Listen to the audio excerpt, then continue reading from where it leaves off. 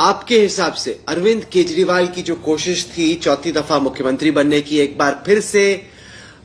दिल्ली में जीत दर्ज करने की, क्या वजह रही आपके हिसाब से कि अरविंद केजरीवाल की आम आदमी पार्टी, जिसने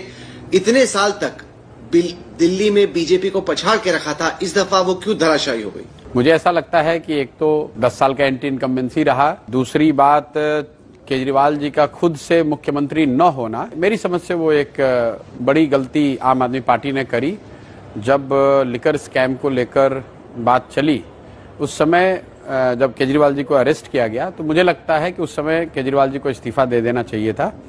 और अगर उन्होंने उस समय इस्तीफा नहीं दिया तो फिर जेल से बाहर निकलने के बाद इस्तीफा देकर किसी दूसरे को मुख्यमंत्री बनाना शायद स्ट्रैटेजिकली ठीक नहीं था। और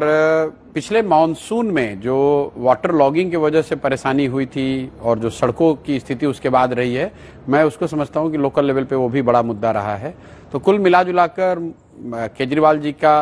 जो पिछले 1-1.5 साल में पॉलिटिकल जो स्टांस उनके रहे हैं, इंडिया गठबंधन में जाना और फिर उससे एक तरह से निकल जाना, दूसरा जब आप पर लीगल केस हुए तो आपने इस्तीफा नहीं दिया, जेल गए तब भी इस्तीफा नहीं दिया, फिर वापस आकर इस्तीफा दे दिया तो मुख्यमंत्री भी नहीं रहे,